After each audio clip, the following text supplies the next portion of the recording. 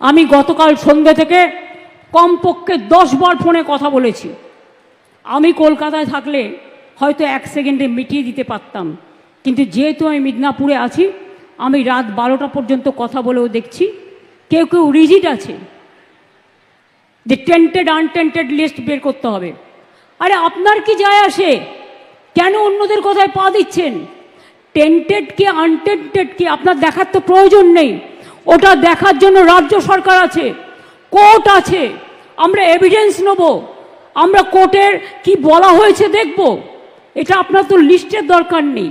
আপনি চাকরি করেন, আপনার চাকরিটা আছে কিনা দেখার দরকার, আপনি ঠিকমতো মাইনে পাচ্ছেন কিনা সেটা আপনার দেখার দরকার, অন্যটা আপনার দেখার দরকার নেই। ওটা আমাদের ওপরে ছেড়ে দিন। মনে রাখবেন, ইউপিতে 69,000 লোকের চাকরি গেছিল বিজেপি সরকার থাকাকালীন, কেউ ফিরে পায়নি।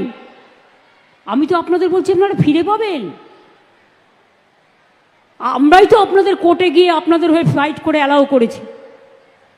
ত্রিপুরায় 10,000 লোকের চাকরি চলে গিয়েছিল, কোর্ট বাতিল করে দিয়েছিল।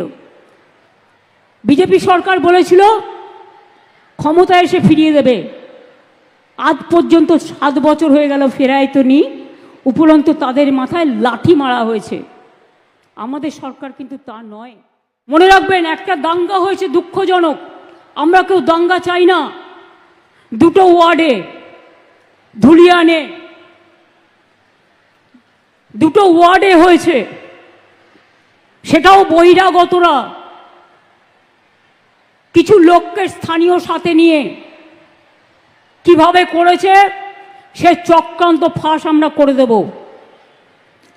কিন্তু মারা গেছেন যারা, তাদের পরিবারকে আমি কথা দিয়েছি 10 লাখ টাকা করে দেব। তাদের বাচ্চাদের পড়াশুনোর দায়িত্ব আমাদের এমপিরা বলে এসছে, দরকার হলে গভর্নমেন্টও নিতে পারে। তাদের বাড়ি যাদের ভেঙে গেছে, বাংলার বাড়ি হবে। দোকানদারদের ক্ষতি হয়েছে সেটা আমরা সার্ভে করছি। আমি মে মাসের ফার্স্ট উইকে যাব, আমি তখন গিয়ে বাদবাকিটা দেখে করে দিয়ে আসব। এইটুকু ভরসা আপনারা করতে পারেন, এইটুকু আপনারা নিশ্চিন্ত থাকতে পারেন।